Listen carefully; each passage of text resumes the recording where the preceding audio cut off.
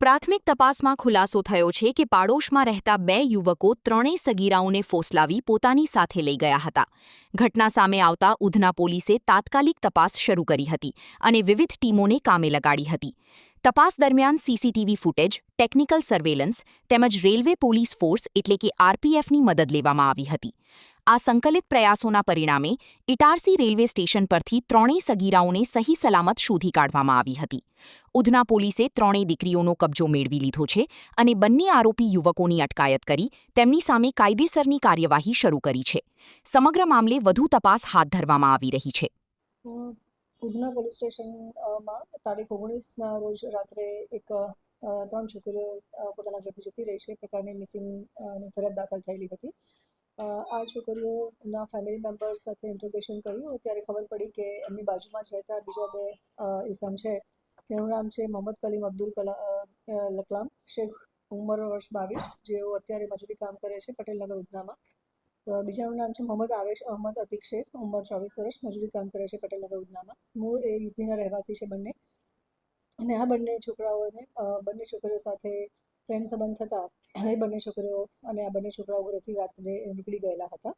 એની સાથે બીજી એક 13 વર્ષની જે બાળકી છે એ પોતાના ઘરમાં એને એવું લાગી આવ્યું હતું કે એના માતા પિતા એને બોલે છે અને ભણવા માટે અથવા તો એને જે બિહેવિયર છે એના માટે થઈને ઘરમાં જે માતા પિતા ટોકતા હોય છે એ લાગી આવતા આ બંને છોકરાઓ જે 2 છોકરીઓને લઈને જતા રહ્યા હતા એની સાથે આ 13 વર્ષની છોકરી પણ જતી રહી હતી. અમારા ટેકનિકલ સર્વેલન્સ રાત્રે જ અમે લોકોએ ફરિયાદ દાખલ કરી અને તપાસ ચાલુ કરી હતી. ડિસ્ટાફ અને ઝોન 2ની એલસીબી કામે જ લાગી ગયા હતા અને વિધિન અ શોર્ટ ટાઈમ અમને હ્યુમન ઇન્ટેલિજન્સ અને ટેકનિકલ સર્વેલન્સના આધારે ખબર પડી કે આ લોકો ઉધના રેલવે સ્ટેશનથી બેસી અને નાગપુર બાજુ ગયા છે અને નાગપુર ટ્રેનમાં બેસીને રવાના થયા છે.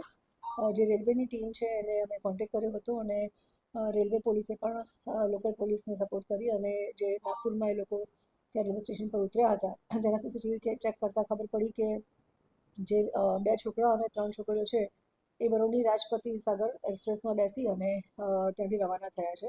તો જે રેલવેનું પ્રોટેક્શન ફોર્સ છે એમની સાથે કોન્ટેક્ટમાં હતા લોકલ પોલીસ અને રેલવે પ્રોટેક્શન ફોર્સે જે ઇટારસી રેલવે સ્ટેશન છે એની રેલવે પ્રોટેક્શન ફોર્સને કોન્ટેક્ટ કરતા અને ફોટોગ્રાફ્સ શેર કર્યા હતા. તો એ ચારેય જણને 2 છોકરા અને 3 છોકરીઓને ઇટારસી ખાતેથી ત્યાં ટ્રેનમાંથી ઉતારી દેતા અને લોકલ પોલીસની અમારી ટીમ પણ ત્યાં સુધીમાં ત્યાં પહોંચી ગઈ હતી અને ત્રણેય દીકરીઓ અને જે 2 આરોપી છે એને લઈ અને પોલીસ સ્ટેશન આજે પરત થયા છે અને દીકરીઓને પણ એમની માતાને હેન્ડઓવર કરી છે અને આગળની અમારી ઇન્વેસ્ટિગેશન્સ પણ ચાલુ છે અને જે 2 આરોપી છે જેમની નાની છોકરીઓને જે લઈને જતા રહ્યા હતા એ બંને આરોપીને પણ અમે અટક કર્યા છે.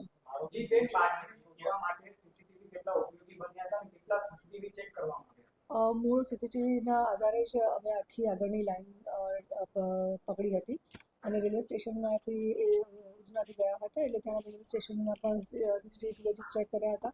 પટેલનગરના જે એમનું ઘર છે તેની આસપાસના પણ સીસીટીવી ફૂટેજીસ ચેક કર્યા હતા જેમાં ખ્યાલ આવ્યો હતો કે આટલા લોકો ત્યાં સાથે મળીને ગયા છે અને ત્યાં આગળ ડાયરેક્શન ચેક કરતાં ખબર પડી કે રેલવે સ્ટેશન આવ્યા છે. ત્યાંથી ત્યાંના સીસીટીવીમાં જોતાં ખબર પડી કે લોકો ત્યાં આ રીતે ટ્રેનમાં બેઠા છે.